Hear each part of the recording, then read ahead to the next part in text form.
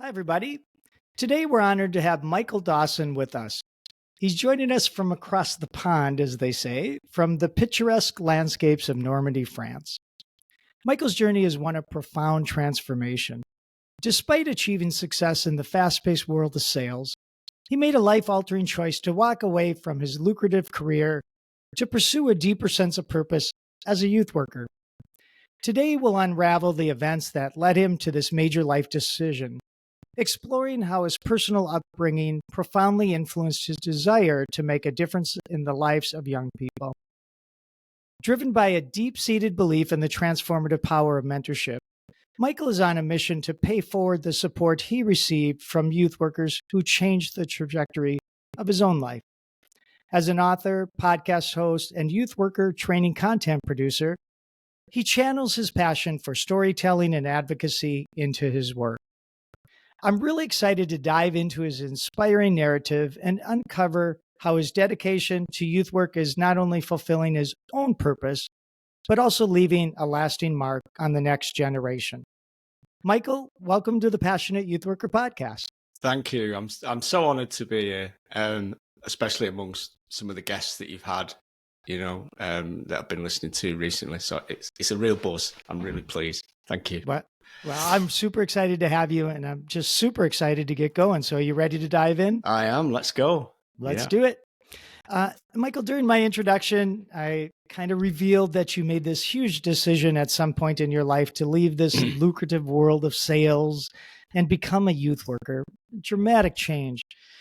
Let's just start off with what caused you to make such a big move in your life?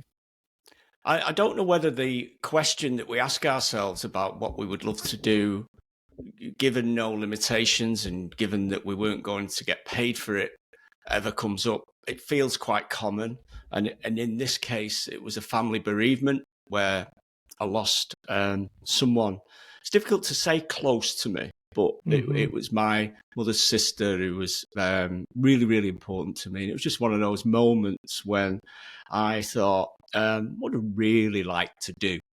And the answer was immediate. It was so straightforward. However, there were obstacles because of the company car, conference, the suits, and those kinds of things. Yes.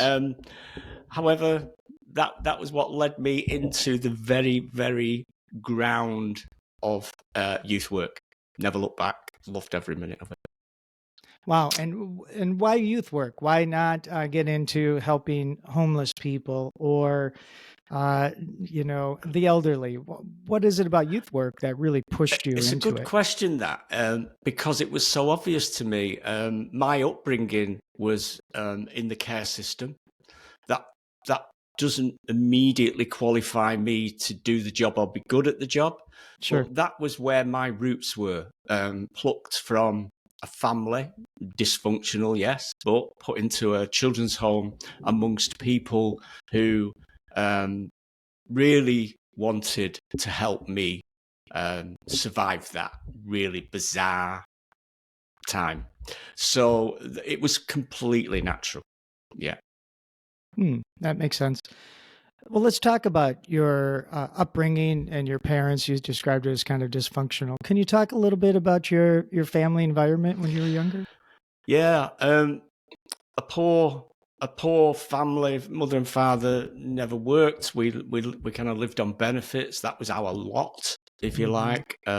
Father was abusive physically, and so somebody amongst the family, particularly, decided it would be a good idea for me and my brothers to leave our father, which now looking back looks like the craziest idea, because my mum was my hero as a child, but as an adult, I can see she was completely incapable, and she needed more than anything support to look after, two boys at the time, because the rest had left, flown the nest. So we did that.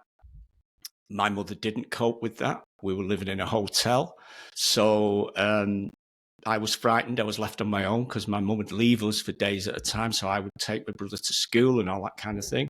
And then I thought of a great idea. Why don't I ring my social worker and tell him, and he'll tell my mum to come back home.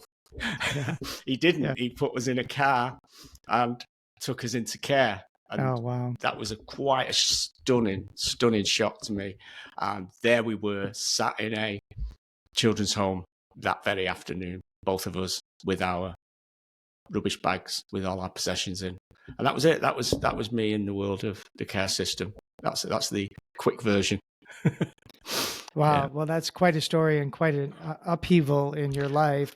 Mm. Your mother, when she would leave where did she go? I mean, did she have health issues, or why would she leave for days? It seems Now surprising. we would say she had learning difficulties. She was taken advantage of. She went out to pubs. She met men. Men took her home.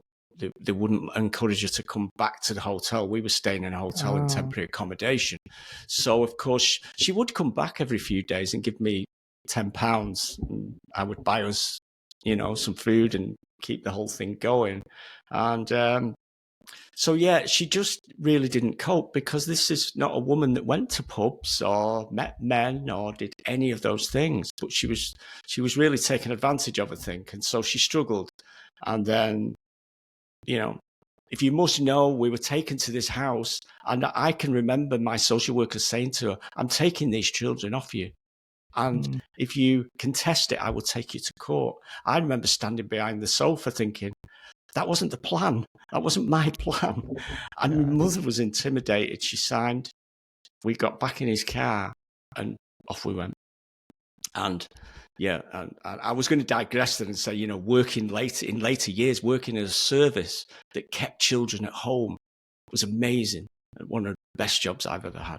But that's another subject. But, yeah. So off we went into the care system. That must have been scary.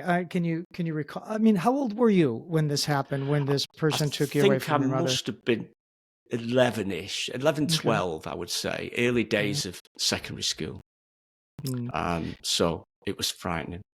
I know our young people often, when those life events happen, they feel guilty or responsible for that. I mean, thinking back, were you feeling that way too? Or were you kind of relieved maybe to just have somebody, an adult, looking over you on a regular basis? Being responsible, no. I don't think I ever felt that. I think I really, really kind of went along with the flow. A social worker said to me 3 or 4 weeks after I'd been in care, I remember it vividly. He said, "Are you okay?" And I said, "Yeah." Shrugged my shoulders, as young kids do. He said, "It's just that you've not really, reacted to being here." Sure. And I said, "I can cry all I want, but it won't bring my mum back." That was literally what I said to him. And I was numb to the whole thing, for years. And we didn't see her for many, many years after that. So that was just my experience. It was wasn't horrific. It wasn't great. And I can share one thing with you that I don't know whether I didn't want to. I was watching a program 20 or 30 years later about a young girl going into care. And there was a scene in this program. And I watched this scene literally through my own eyes. And I was a fully grown adult, and I absolutely fell to pieces in tears, bawling like a child. And then within 20 seconds, I started laughing. I was laughing at me for crying. Now, I can't believe I've revealed that, but that actually happened. It was so ridiculous. It's like having remote emotions. It was so strange, So I don't know the answer to that. I'm not a psychologist, but the reaction was instant. I didn't see it coming. It was freaky, but not happened often. But there we go. Sounds like you just went into survival mode, figured out what you needed to do. Yeah. And it sounds like you then figured out things pretty well, because you were able to pursue a career where you made a lucrative living. You had success. So, and I'd like to talk about that a little bit more, but before we get to that, so then did you stay with this one family after you removed from your mother the rest of your childhood, or did you move around? We went into, I don't know what you would call it in the US, but a bigger unit, maybe 13, 14 young people living there, various ages. I went to foster parents. I went to and eventually went to what you might call a kind of sheltered accommodation prior to becoming an adult, where I cooked my own food and effectively had a flat with a member of staff downstairs who you would call on if you needed them. Never did. I was working by then. I got a job when I got a full-time job as soon as I left school, went straight into work. And that was it. Just carried on with my life and moved out of there. And the rest is history, I suppose. Yeah. How did you get into sales then? Is it just, was you your personality type? Are you just really good with people, have the ability to influence others, or? I fancied the electrical industry, but I had worked in a electrical wholesale company, very, very small one. In fact, I always say I went from the smallest to the biggest. I literally did. And so I remember going to college to do my electrical qualifications because I am an electrician by trade, and telling the teacher, I'm going to be a wholesaler. And he was like, what? I said, yeah, I'm going to go into wholesale and sell products. And he thought this was really, really strange. But the reason I ended up in that was because I would be at work at this little wholesalers, and I would be asking what seemed now to be silly questions about the equipment we were selling to my boss, saying, what's this? What's 3 poles? And what's a volt? And silly things. And I ended up from there, just took myself to college, paid for my own college fees, went to college in the evenings, worked during the day, got my qualifications, and then decided that I could use those skills then selling to electricians, and went into the electrical industry with one of the biggest, one of the biggest in the country. So yeah, I was lucky. It was great. Great fun. Big customers. I did key accounts for a while, what we called key accounts, So yeah, it's good. Yeah. You clearly had a survival instinct, and you're going to make it on your own. You were very successful with that. Throughout that whole time when you were climbing the ladders, so to speak, you're getting more and more perks, becoming more and more successful, hitting your target numbers, all those kinds of things. And at that point, were you feeling like, this is it, I found my niche? Or was there, I know that you had this life event where you had this death in your family, but was there kind of a presence during the time that you were doing this that you kind of felt like, this isn't really where I need to be? That's interesting. I think the answer to that is, at that time, I was going to work. Not a big deal for most of us. I was going to work. After that time, I never worked again. That sounds awful, but it's true. When I started to work with young people, and everything I've done since, it feels like cheating. Yeah. And that's the only difference. And if I said I hated that job, I wanted to move, I didn't like that, that's a complete lie. But I would not be lying to say it was work. And we all go to work and we all do what we can at work. I don't anymore. So I think in that respect, that might be a better description of it. Nothing particularly bad about the business. Yeah. Sure. What is it that you like so much about working with young people? Is it because it's self-fulfilling, because it feeds your own need to give back? Or is there just something about the youthful spirit? Or what is it about young people that drives you so wild about helping them?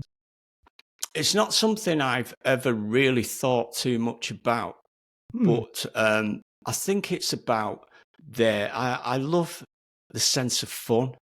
I'm childish, still childish.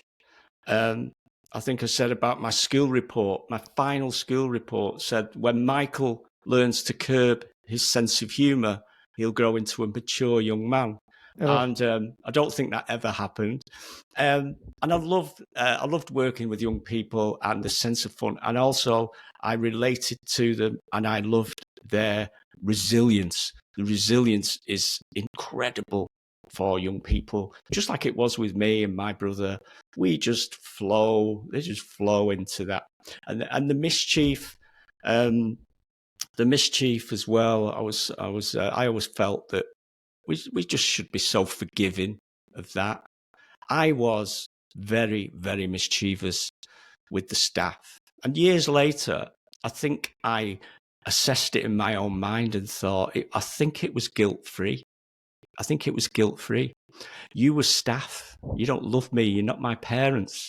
So I and there was nothing nasty in me as a child at all. It was mischief, and maybe they still talk about me now. I don't know, but I'd like go on the fire escape and threw all of the Monopoly money off the fire escape, and the staff went outside to collect it, and I locked them out of the house, and it was just. I hope I made the shifts a bit more interesting. I feel guilty now because they were wonderful people, absolutely wonderful people. Yeah. There is that sense of spirit about young people that is so energizing, no doubt. And yeah, hard to believe we're at a point where we need to take a short break, but we'll be right back. Michael, right before the break, you're talking about being a little mischievous. But I also know part of Beyond Youth Work, what you love to do is write. You've made some films, you've written a play.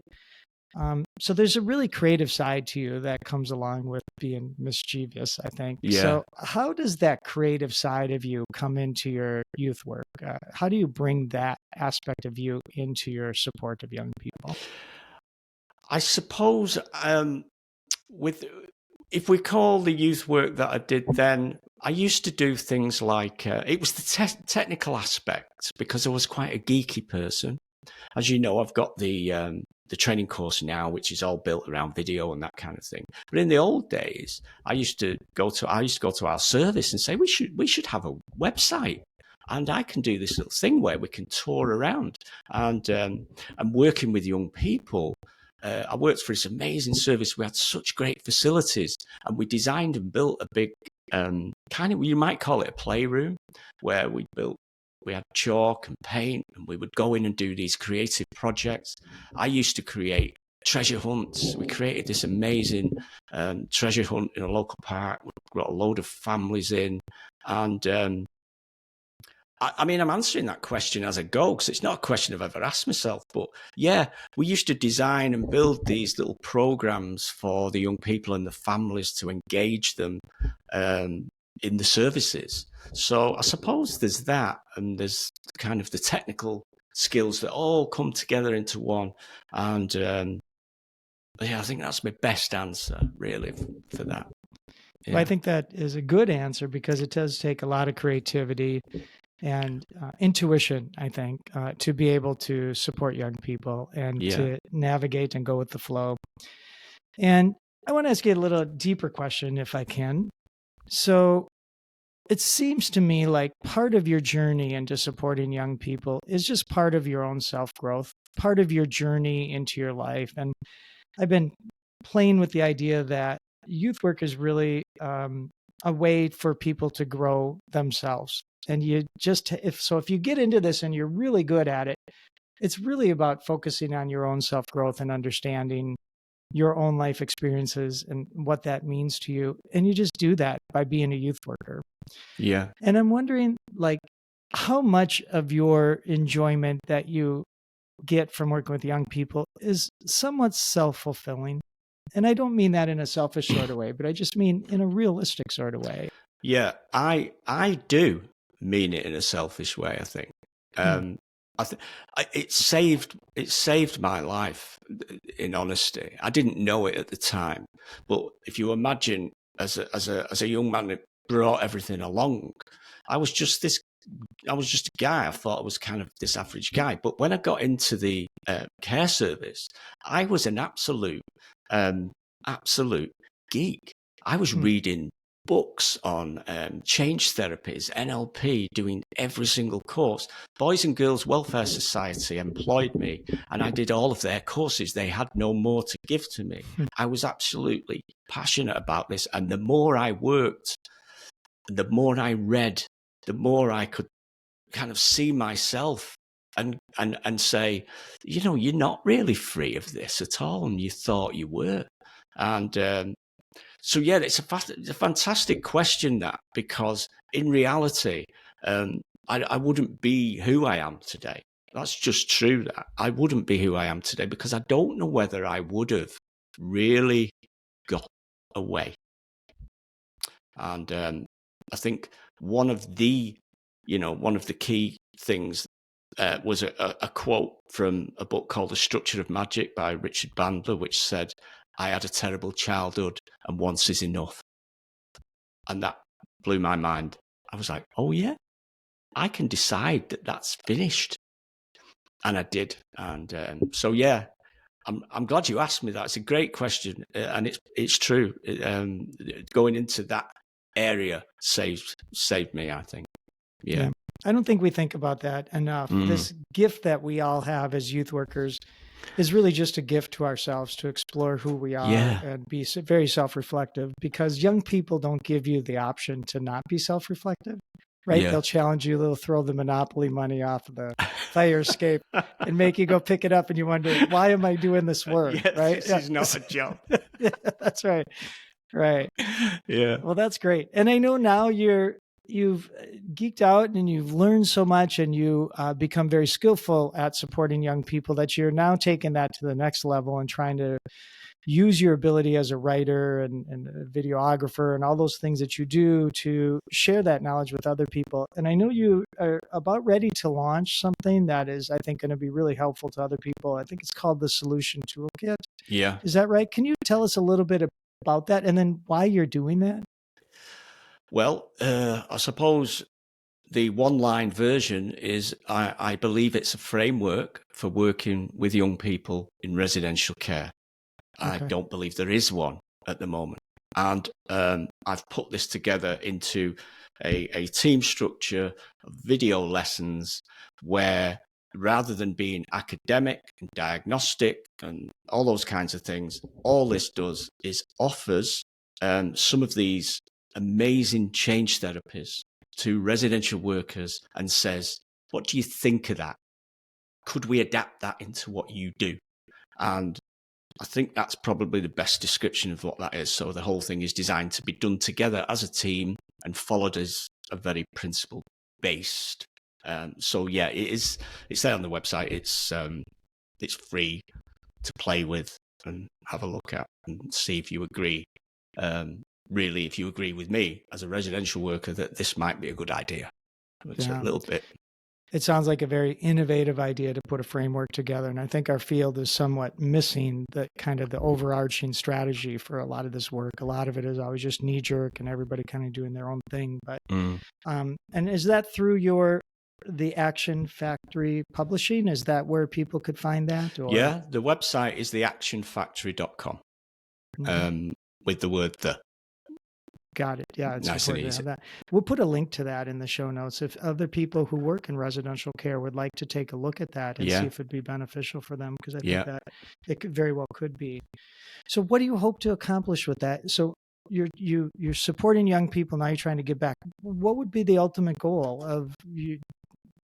I don't know, releasing this framework. What do you hope the outcome of that is? The outcome is hugely ambitious, which is what ambitions are meant to be. That is that we can create this as a standard base that goes underneath everything, all the qualifications people have, all the experience people have, just some basic principles that go underneath everything in residential youth work. And that we can bring people together in residential youth work to share those skills. Because I believe, which is why I got the hat. I believe that nice. I got this hat made for my training courses. I believe it's the greatest job in the world, residential youth work, because you're so ingrained in the lives. And without going off too much onto that, there's some of the data and evidence that shows how we can really use that as residential youth workers. So I'm really passionate about what I've done. Where I want to go is one thing. I'm now at the stage of sort of saying to people, what do you think? Do you want this? They may say, thank you very much, Michael, but no. But I've had a great response so far. It's been amazing, and I'm so proud of it. So we'll see. Yeah. For the people listening, your hat said the greatest job in the world. Of course, yeah. That is really very cool. And you're one of the guests that we've had on the show that I think really expresses the idea that this is a luxury. This is a gift. This is an opportunity for us. And I love the way you describe it as you get to cheat the system, right? Because you're just supporting young people and trying to make the world a better place. Excuse me. Some days it doesn't feel much like a job. Yeah. I have one more question for you, and then we're almost near the end already, believe it or not. But um, young people teach us so much. What do you think your experience with working young people, what big valuable lesson have they taught you about yourself? I think it's a tough one. That I think that they've taught me kind of patience, if you want to call it that. They've taught me that um, that I'm a bit more que sera, if you like. So I always wanted it to be that they could not do something. This doesn't sound good, but they couldn't do something to upset me because they're not in a position to kind of do that. It's a kind of a Zen youth work kind of idea. And young people taught me that all they were doing in their way was kind of exactly what I did when I threw the Monopoly money off the fire escape. It was just fun. There's nothing malicious. Children aren't really like that. They're just not. It's so rare. So yeah, a really difficult one to answer that. But I think if anything, they've taught me about resilience, and they've taught me about being calmer in myself, because we know that as youth workers, we go into kind of chaotic environments. And as you know, as once, I think I've said this before, I did kind of stand-up comedy for a while. And one of the things they told us right at the beginning, you've got to run on that stage like you cannot wait to get on that stage. Every comedian does it, and you're terrified. And I always feel that applies to working with young people. Sometimes you're tired and it's a double shift and you've done it all night, and you get out of the car and you pump up your shoulders and you run up the steps and say, hello, everyone, what are we doing today? Hey, and you find that energy. That's what they've taught me, I think. Yeah, finding that energy when you need it. Yeah. Wonderful. I'm glad I asked that question. You've really gone from, as a young person, kind of being numb by life, not having control of everything around you. People would step in and dramatically alter everything about your world. And now here you are in control of your environment, doing whatever you can to make the world a better place for young people. I am just in awe of your transformation. And I am so grateful that you have decided to pour all your energy and all your skills and talents into helping young people. On behalf of all our listeners, thanks for everything you do. And also, Michael, thank you for being a guest on the Passionate Youth Worker podcast. That was really kind. Thank you. Thank you so much. Appreciate it. You bet, Michael. Before we go, what words of wisdom or inspiration would you like to share with other youth workers out there? I think that I would refer back to the quote that changed my life. And if we are sat here on this podcast talking to youth workers, and in some way we can communicate that to the young people. I had a terrible childhood, but once is enough. Thank you. The data shows that things happen to us and then we write the story. It is not the other way around. You can rewrite your story if you want to. So my focus, yes, is on residential, and it is on people and young people that are in there for a reason. But if there was one thing I really, really want to share, it meant so much to me, it's that quote. Once is enough. That's it. It's done. Move on. Sounds easy. It's not. But that's it. I'll talk my way into that. I think that quote is a good way to finish for me. Yeah.